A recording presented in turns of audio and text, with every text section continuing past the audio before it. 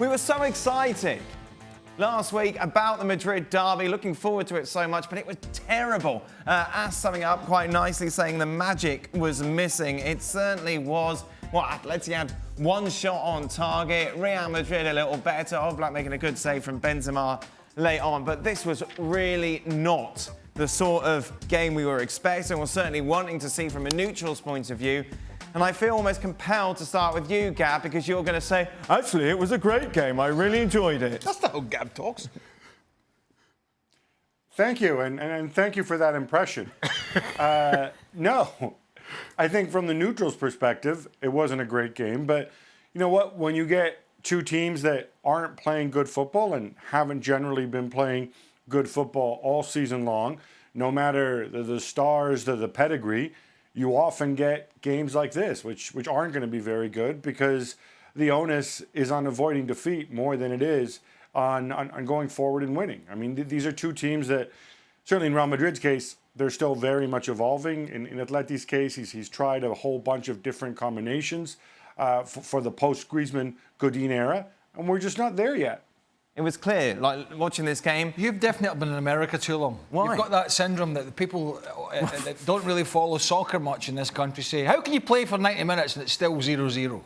How can there be no goals? What are you talking about? When did I say what? Well, you always moan if there's no goals. But this was terrible. It wasn't like a good 0-0 with lots of chances, goalkeepers pulling off great saves. It was a terrible match. But that can happen sometimes. But I can still say it's a terrible match. No, I know, but you do it all the time. Doesn't make me American. My point, no, I know you're not American. I'm just saying that's what people say to me. I mean, how can you play for 90 minutes? Anyway, I digress. As Gab pointed out, you know, that's Real Madrid recently has all about been, you know, getting the defensive side of the game right.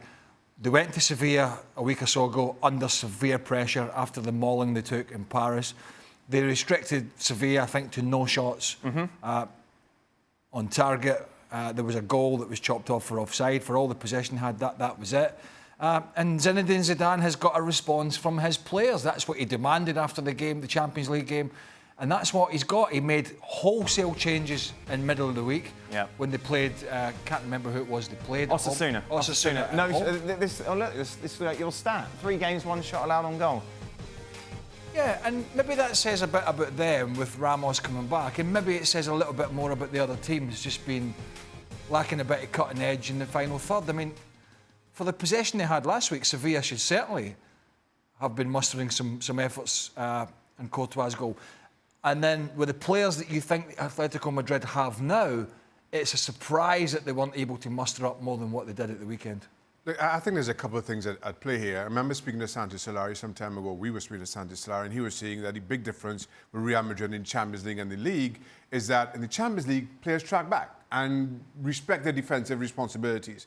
And in the league, they feel that they don't have to. So they become a better Champions League team. So now you've seen Zidane make this team a little bit more defensive focused over the last few weeks. Also read an interesting stat. Before this run of clean sheets, the last time Thibaut Courtois kept a clean sheet for Real Madrid was back in February. That's a ridiculous run for a goalkeeper of his quality in a team as good as Real Madrid. So you understand the shift in focus by Zidane. Again, these two met in pre-season and Atleti simply blew them out the water, scored 7.